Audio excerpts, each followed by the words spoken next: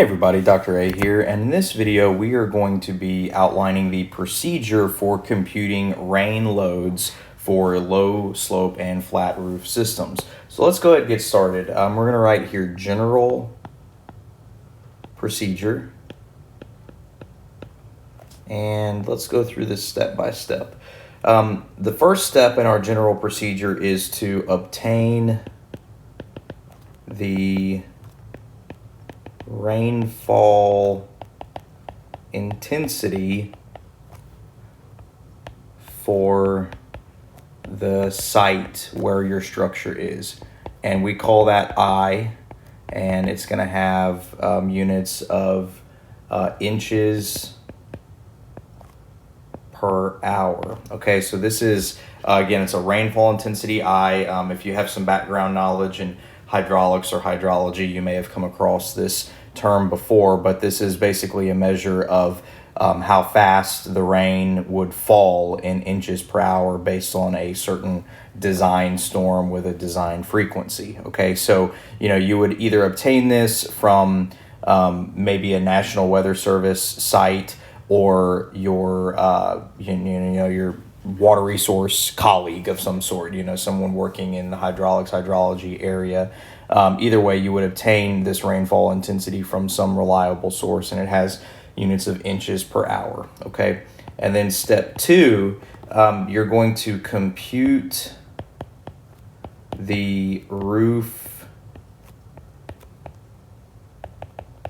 drainage area A in square feet. Now, if you take a look at ASCE 7, if you look at the ASCE 7 commentary specifically in Chapter 8, they give you a nice detailed definition of A. I'm going to read it to you here. I'm not going to write all this down, but ASCE 716 says A is the tributary roof area plus 1/2 the wall area that diverts rainwater onto the roof, serviced by a single drain outlet in the secondary drainage system. Okay, so that's a little bit more sophisticated definition, but in short, it's the area that water is going to be flowing off of to a particular secondary drain. Okay, so that's going to be in square feet. All right, and again, that's a surface area based on your roof size. Okay. The next step you want to go down is compute the flow rate, which we call Q, off the roof area, and this is going to be in gallons per minute. Okay, so Q is going to be in gallons per minute. And if I refer to ASCE 7, Chapter 8 in the commentary, we have the following equation for English units. We have Q equals 0.0104 AI, and this is ASCE 716. Here, let me write that. ASCE 716 equation C 8.3-1. Okay, and so what is this? Well, this is a flow rate equation.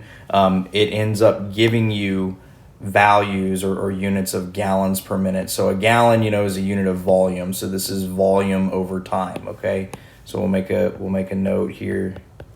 This is volume over time, and specifically gallons per minute for our units here. Now, where is this equation coming from? Well, this is a version of Q equals CIA. So if you have some hydrology background, and you're familiar with the rational method, Q equals CIA is kind of the popular governing equation for the rational method. This is a variation of that. You have that C value that's kind of all bundled up here into this coefficient of 0.0104, and then A is your roof drainage area you got from step 2, and I is the rainfall intensity we got from step 1. Okay, so you compute that. Step 4 here is we're going to enter table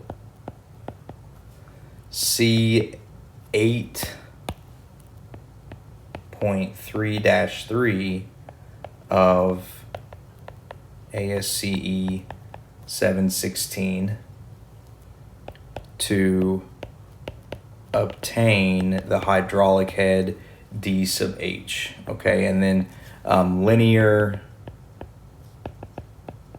interpolation is allowed in this table. So again, if you look in the commentary of ASCE 716, you go to table C.8-3. Maybe pause the video and get out your ASCE 716 commentary and go along with me. But if you go to that table, you have you've got this in English units, and across the top of that table you have what's called the hydraulic head DH. Those are the kind of bold numbers 1, 2, 2.5, 3, 3.5 across the top. And then on the left, the leftmost column, you have the drainage system. And so these different kinds of drainage systems, these are secondary drainage systems that they have listed in this table, and they're different kinds of scuppers. So if you watched the previous video, a scupper is a common type of secondary drainage system that is attached to typically attached to the outside wall of your roof system, maybe near a parapet, and water flows through a little slot from your roof into the secondary drainage system, and then down like a little drainage pipe that's attached to the outside of the wall of your structure. Okay, so you enter into this table, and from this table you can obtain DH. Now, what are the values in the middle of the table? Again, if you're still looking at table 8.3-3, these values that are, for example, 50, 200, 50, 200, 50, 200, 90, 360, 90, 360, all of these values in the middle of the table, those are your flow rate Q in gallons per minute. So what you do is, typically in step 3, you calculate Q and you go into somewhere in the middle of the table with a Q value, and you can use linear interpolation as necessary, and then you move up and you obtain your hydraulic head DH. And again, the hydraulic head numbers are the bold numbers that are horizontally across the top of the table, 1, 2, 2.5, 3, so on. Okay, and so that's step 4. And then once you get that, step 5, you can compute the rain load R in PSF from R equals 5.2 ds plus dH. Okay, now this ds, remember, this is the static head. This is the height of water above the primary drain should it become blocked. So in a typical problem, in a typical like academic problem, you may be given this, or D sub S you may be able to quickly obtain from a figure or a diagram. DH is what you're doing all of these this procedure for, right? Basically steps 1 through 4 are all so you can determine DH here, and then again you can calculate R. And when you use this equation, R will end up with units of pounds per square foot. And so what you end up calculating is this rain load over this area surface. Okay, so I'm going to draw a little sketch here.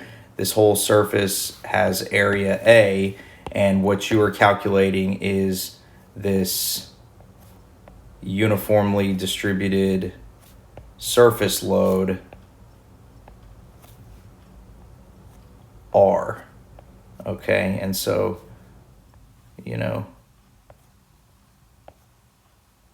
uniformly distributed surface load